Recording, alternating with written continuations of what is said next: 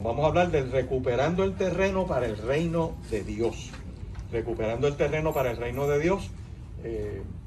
¿Todos tienen el bosquejo? Gloria a Dios.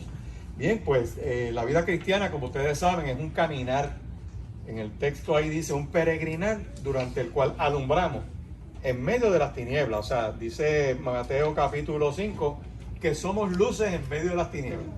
Y donde quiera que tú tratas de vivir para Dios, siempre va a haber antagonismo, siempre va a haber un poco de resistencia, ¿verdad? Lo que Dios quiere que tú hagas.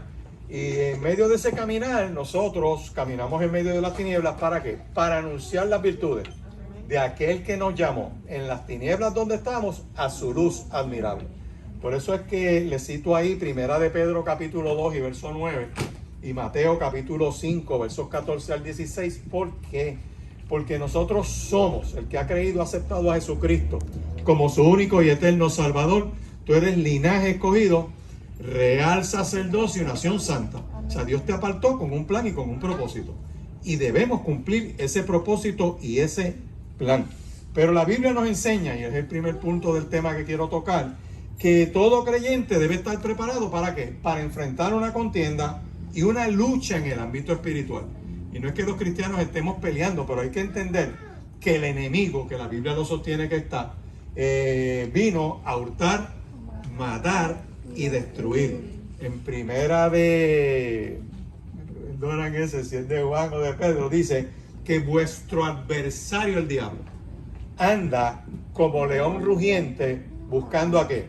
¿A quién devorar? Y en otras ocasiones yo le he dicho que eso no significa que usted debe tener miedo. Hay gente que agarra esto y lo mira como que están buscando un demonio y una malicia por donde quiera que van y tienen miedo, y si el diablo está detrás de la puerta. No es una cosa así de gráfica, pero hay que entender que hay una realidad espiritual.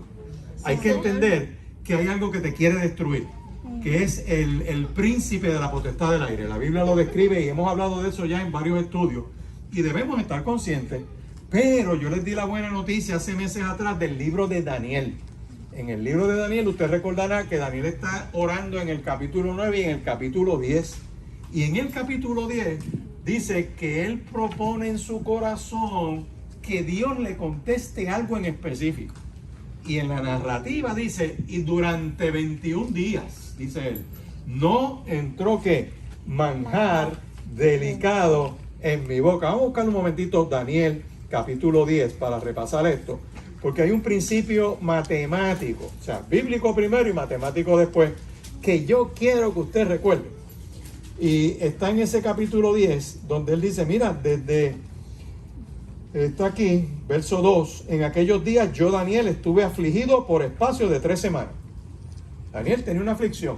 No nos dice por qué, quizás era el problema de la nación, qué estaba pasando, querían aprobar las leyes para llevarse enredados los niños, había una pandemia, había gente recibiendo diagnósticos médicos, había muchas cosas, mucha turbulencia social, gente desanimada, le anunciaron una tercera ola de la pandemia, que se iban a cerrar ahora otra vez, y tú sabes, él estaba afligido.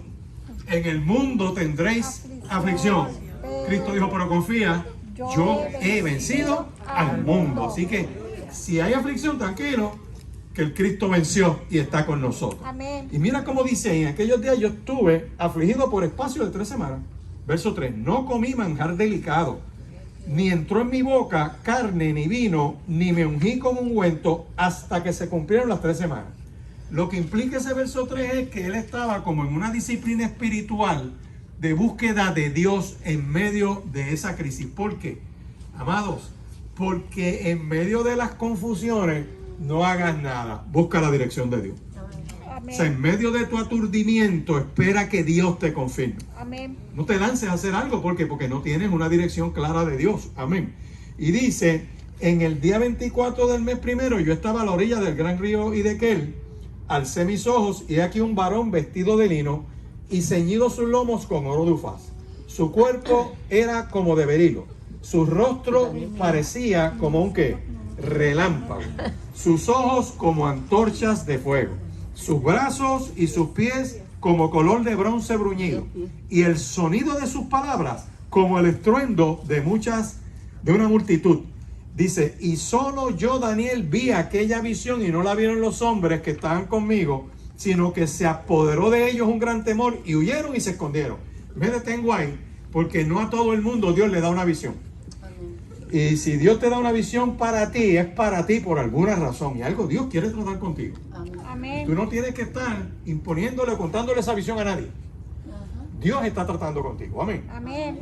Y claro, si yo miro de eso, puedo quizás decir, wow, pues entonces Daniel propuso en su corazón esto, los demás no necesariamente lo estaban haciendo, pero hay una contestación de Dios a su clamor de 3 semanas. Y aquí viene. Cuando yo miro esto, dice, verso 8, quedé pues yo solo y vi esta gran visión y no quedó fuerza en mí. Antes mi fuerza se cambió en desfallecimiento y no tuve vigor alguno. Pero oí el sonido de sus palabras. Y al oír el sonido de sus palabras caí sobre mi rostro en un profundo sueño con mi rostro en tierra. Y he aquí una mano me tocó e hizo que me pusiese sobre mis rodillas y sobre las palmas de mi mano. Lo puso a gatear. Y me dijo, Daniel, varón muy amado, está atento a las palabras que te hablaré y ponte en pie. Porque a ti he sido enviado ahora. Mientras hablaba esto conmigo, me puse en pie temblando. Entonces me dijo, Daniel, no temas. Porque ¿qué? Desde el primer día que dispusiste en tu corazón a entender y a humillarte en la presencia de tu Dios, fueron oídas tus palabras, a causa de tus palabras yo he venido. O sea, desde el primer día hay contestación de Dios. Aunque tú no lo veas. Desde el primer día ya Dios tiene algo para ti. Desde el primer día se desata una guerra en los aires. Siga leyendo. Y dice el verso 13, más que el príncipe del reino de Persia se me opuso durante 21 días. O sea, tenemos el mensajero de Dios que va y de frente viene ese príncipe. Y ahí hay guerra espiritual en los aires, en los cielos. Dice, pero he aquí Miguel, uno de los principales príncipes, vino para ayudarme y quedé allí con los reyes de Persia. Y he venido para hacerte saber lo que va a venir a tu pueblo en los postreros días, porque la visión es para estos días. Me detengo porque cuando él está orando hay oposición espiritual. Dios quiere darle algo, hay una oposición espiritual, pero lo que veo que ve en la matemática, esa oposición contra ese ángel de Dios provoca que venga uno de los principales y le meta mano. Son 2 contra 1. Y la Biblia sostiene esa matemática cuando usted va a Ezequiel, Ezequiel no me acuerdo si era 24 o 14, que habla de que cuando Satanás es lanzado de los cielos, sacando ese querubín protector, reta a Dios y hace de sí un reto contra Dios, se halla la maldad en él. Él hace de sí mismo un reto contra Dios. Dios no lo hizo mal. En su libre albedrío escoge, en ese libre albedrío, retar a Dios. Y es lanzado de los cielos. En su caída se deforma. Y en esa deformación lo lleva a ser Satanás, el príncipe de la maldad. Y detrás de él, dice el texto, arrastró 1/3 parte de las estrellas del cielo. Se llevó 1 de cada 3. Por lo tanto, quedan al servicio de Dios 2. Por cada uno malo, deformado y caído, hay que 2 buenos al servicio de Dios. Así que, exacto. Entonces, ¿qué pasa? Que si tú tienes algún temor, que si hay una malicia en mi casa, yo tengo que empezar a ver, más allá de esa malicia, 2 bendiciones de Dios. Amén. Tengo que ver su presencia. Tengo que ver que Él afirma a su pueblo. El mismo que dijo, he aquí yo estoy con vosotros todos los días hasta el fin del mundo. O sea, Dios no te abandona, Dios está contigo. Amén. Por difícil que estén las cosas, empieza a abrir los ojos, que hay una bendición de Dios sobre tu casa. Amén. Sí, yo tengo que traer esto porque en medio de toda esta cosa que está pasando, la iglesia no se puede distraer. La iglesia no se puede confundir. La iglesia sabe en quién ha creído. Amén. Estamos bien hasta ahí. Así que con cada cosa antagónica que usted vea, sepa que hay 2 bendiciones de Dios para ti. Amén. De hecho, esa visión que ve Daniel es bien parecida en el libro de Apocalipsis. Vaya un momentito a Apocalipsis capítulo 1, solamente para refrescar la memoria, porque eso no fue una experiencia de él nada más en ese Antiguo Testamento, sino que tú vas a ver que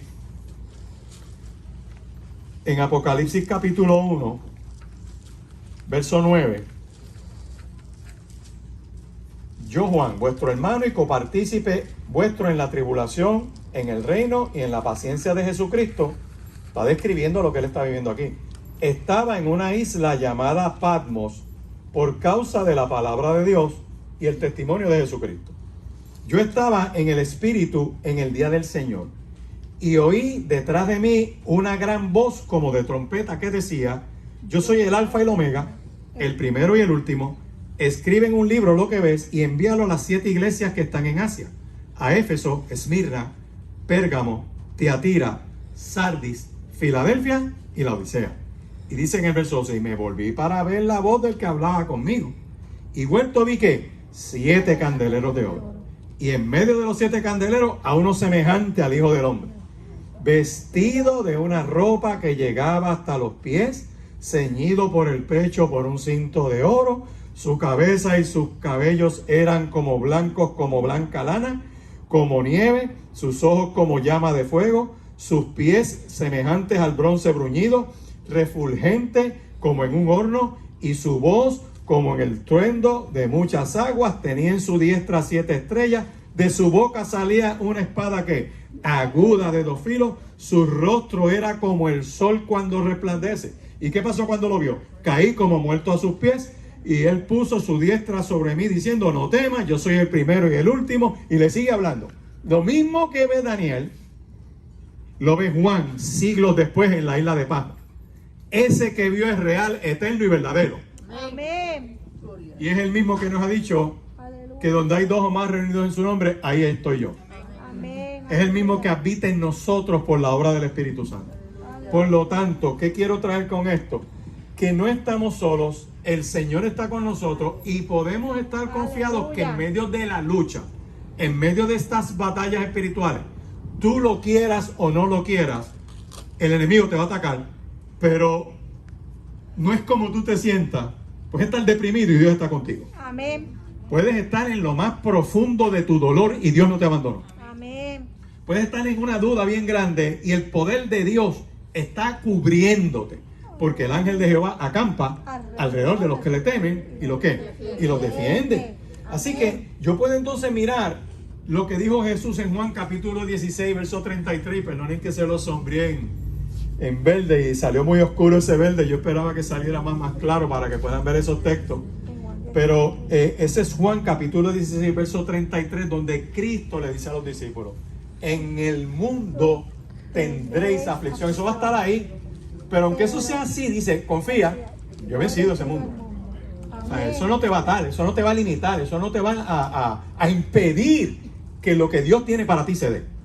Lo otro que quiero tocar ahí es que dice, mira, no solamente hay aflicción, sino que en segunda de Timoteo capítulo 3, versos 12 y 13, lo busqué en otra versión que dice así, dice: quien quiera y desee vivir piadosamente para Cristo Jesús, sufrirá a manos de los enemigos del Señor. Es más, los hombres perversos y los maestros falsos serán más perversos y falsos cada día, y seguirán engañando a muchos, pues ellos mismos han sido ¿qué? Engañados por Satanás. Ese texto es bien importante porque me está hablando de ¿qué? De que tú quieres vivir. ¿Cuántos aquí quieren vivir piadosamente para el Señor Jesús? Pues te van a caer encima. Eso es lo que dice ese texto. Y ahora tú puedes entender por qué una gente de Dios va a unas vistas públicas en un senado a hablar y tú notas esa zarza y ese odio contra esos ministros que van a hablar allí. Y tú notas gente que cada día es más perverso porque empiezan a hablarte, esto es humanitario, pero déjame llevarme enredado tus nietos. No, es que esto es, tú sabes, pero déjame tratar de que a espaldas de ustedes los podamos operar y meterle y castrarlos clínicamente, ¿ves? ¿Por qué? Porque cada día son más perversos. Y eso yo sé que es así, y eso no me va a ¿qué? me pudiera yo quizás desanimar, pero no estoy derrotado. Amén. Perseguido, pero no desamparado. Derribado, pero no destruido. En apuros, mas no angustiado. Amén. Entonces yo sigo mirando este texto y le tengo que citar Lucas capítulo 21, verso 17, que Jesús dice, y seréis perseguidos. Ahí es bendito, es que como estaba dictando la máquina, a veces pues me pasa como a veces en el teléfono, que tú escribes una cosa y te sale otra. ¿Cuánto le pasa eso?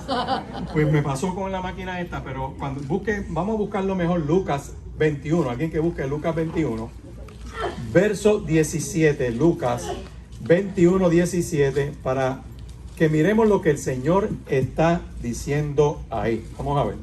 En Lucas 21, 17 dice, y seréis aborrecidos de todos por causa ¿qué? De mi nombre. No es que gente tenga algo contra ti personalmente, es que lo que tú representas. O sea, no es que la tengan contra ti ni te conocen, pero tan pronto saben que tú tienes fe en Cristo, tan pronto saben que tú tienes temor de Dios, ¿qué pasa? Te aborrecen. Es más, nosotros mismos, vamos a ver. ¿Cuántas veces a ti no te ha pasado que tú nunca has visto a esa persona, viene caminando, tú lo ves y sin conocerlo como que te cae mal? Tú sabes, esta persona quizás te recuerda a alguien, se parece a alguien que te maltrató, todas esas cosas pueden pasar. Y después, por alguna casualidad, tú lo conoces o conoces a esa persona, empiezas a hablar con ella y tú dices, Dios, caramba, no es lo que yo pensé, no es lo que yo me creí. Y hay otro que te cae súper bien y cuando abres la boca tú dices, Dios mío, ¿qué es esto? El texto dice, mira, te van a aborrecer no por ti, sino por causa de mi nombre. Así que esa realidad, la Biblia nos dice que hay un ambiente de contienda, que hay un ambiente de lucha espiritual. ¿Y por qué traigo esto? Porque este grupo de oración Dios lo ha ido desarrollando, que es bueno, es fiel, llevan años pidiendo unas cosas y de momento Dios nos recuerda cosas que ya sabemos, porque para recordarlo yo lo tengo que saber. Y se acuérdense en que esto es una pelea. ¿Saben? No es que ahora estemos nosotros aquí jugando a los soldados, es que hay una realidad de una lucha espiritual. ¿Cuántos están claros en eso? Que cuando tú ves un ataque contra tu casa, sean enfermedades, sea una crisis económica, sea un ambiente de pelea y de garata, hay algo detrás de eso que los asusa. Y dice, tranquilo, yo estoy aquí. Aleluya. Segundo punto que quiero trabajar con esto y quiero aprovechar bien el tiempo. El Señor entonces, ¿qué? Nos envía al mundo de la misma manera que Él fue enviado. ¿Cómo Dios envió a Jesús al mundo? ¿Para qué lo envió? Y esta parte es bien importante porque la iglesia, y voy a usar esta frase, creemos, aceptamos a Cristo como nuestro único y eterno Salvador, nos bautizamos, tomamos estudios, discipulados, talleres, que eso es de cuánta cosa hay, pero nos quedamos en una experiencia de salvación, estamos salvos, como el ladrón en la cruz, y entonces hay como un espacio de casi poder. Espérate, hay una plenitud en ese evangelio, y lo voy a leer por la escritura, y caminamos hacia eso, lo estamos viviendo y lo estamos experimentando. No es que lo estamos experimentando, pero hay que despertar. Hay que salir de esa conformidad, que a veces estamos tan conformes como estamos y no buscamos más de Dios. ¿Cuánto nos ha pasado eso? Como que tú te acostumbras, te acomodas, tú sabes, y de momento te detiene. No te das cuenta, pero te detiene. Y dice este texto aquí, mire cómo fue el Señor enviado al mundo. Vaya Juan capítulo 17, verso 18, que es la oración que hemos citado muchas veces. En Juan capítulo 17, verso 18, ¿cómo dice Cristo al Padre? Y se lo transcribí ahí. ¿Cómo dice? Vamos a verlo.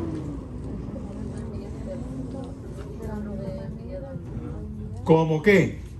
Como tú me enviaste ¿qué? Así yo ¿qué? Los he enviado. O sea, Cristo está diciéndole al Padre en oración, Padre, como tú me enviaste a mí, así yo ¿qué? Los he enviado a ellos. Ahora vaya a Lucas capítulo 4 para ver cómo fue que lo enviaron y para qué lo enviaron y por qué lo enviaron. Cuando vamos al capítulo 4, y esto es algo que yo mencioné en el sermón antes de los bautismos, pero no me dio tiempo a desarrollarlo por el problema de tiempo. Usted va a ver, es más, desde el capítulo 4, verso 1. Jesús, Lucas, lleno del Espíritu Santo, volvió del Jordán y fue llevado por el Espíritu al desierto. O sea, esa llenura del Espíritu lo ayudó a ¿qué? A caminar, como dice el Espíritu. Pero no solamente eso, vaya al verso 14 ahora. Después que está en el desierto dice, y Jesús volvió en el poder del ¿qué? Del Espíritu a Galilea. Y se difunde su fama por toda la tierra de alrededor. Y enseñaba en las sinagogas de ellos y era glorificado por todos. Lo que quiero que veas es la llenura del Espíritu constante en la vida de Cristo. Amén. La manifestación del Espíritu Santo constante en la vida de él. Y verso 16, vino a Nazaret, donde se había criado, y en el día de reposo entró en la sinagoga conforme a su costumbre. O sea, se congregaba. Era costumbre del Señor congregarse. ¿Qué de malo tiene congregarse? Y vamos a ampliar esto de una manera tal que ustedes búsquense un buen televisor, porque lo que se transmita puede ser que en algún momento pase algo en el país completo, que tengamos que estar pegados al televisor viendo el culto y viendo el estudio bíblico. No tengo problema. Y puedes tener gente en tu casa, 3 o 4 personas, no un gentío, 3 o 4 personas que tú conozcas, que no sean extraños. Y tan pronto estás por la puerta, es más, esas bombitas de antes que tú hacías así, lo fumigas en la misma entrada. Pero tu casa sigue siendo una antorcha para Dios. Amén. Entonces, ¿qué dice aquí? Conforme a su costumbre, y se levantó a leer, y se le dio el libro del profeta Isaías. Y habiendo abierto el libro, halló el lugar donde estaba escrito. Aquí viene: el Espíritu del Señor está sobre mí. Ya Cristo había sido bautizado, acuérdense, en el Jordán. Por cuanto me ha ungido, ¿para qué esa unción? Para dar buenas nuevas a los pobres. Me ha enviado a sanar a los quebrantados de corazón, a pregonar libertad a los cautivos. Hay gente atada por el enemigo, enjaulada por el infierno, y hay que pregonarle que pueden salir de ahí. Amén. Y vista a los ciegos. Vas a salir de tu ceguera. Vas a ver lo que nunca has visto. Eso que te tiene aturdido, que no te deja ver más allá, se va en el nombre de Jesús. Amén. Y le dice algo más, le dice: a poner en libertad a los oprimidos. Oye, eso es una acción. Ya no es que lo pregono, sino que ahora me fajo para que tú seas libre. Aleluya. A predicar el año agradable del Señor. Enrolla el libro, lo entrega. ¿Y qué dicen en el verso 21? Hoy se ha cumplido esta escritura delante de vosotros. Esa manifestación de misión poderosa ya ocurrió. Entonces, Cristo toma esto que está al principio de su ministerio, lo vive. Ustedes ven montones de pasajes. Mire, en Marcos, Cristo es un exorcista. Desde el saque del libro. Entró a la sinagoga, ¡guau! Y lo escucharon hablar allí, los endemoniados. Un endemoniado empezó a sacudirse, que yo te calla la boca y te largas de aquí porque este vino a adorar. Y esa malicia se fue desde el principio del libro. Es el pasaje de Marcos, cuando tú ves los milagros de Cristo sanando y echándole fuera la fiebre a la suegra de Pedro.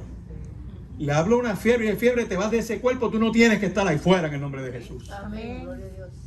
Y tú empiezas a ver un milagro en la vida del Señor que cuando vamos al capítulo 5, viene esta mujer detrás de él y dice que había oído hablar de él. ¿Qué oyó hablar de él? Todo lo que pasó en los primeros 4 capítulos.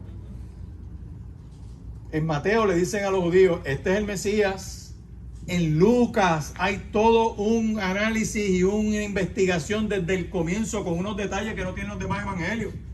Y en el de Juan arranca resumido y dice, este era desde la eternidad. Amén.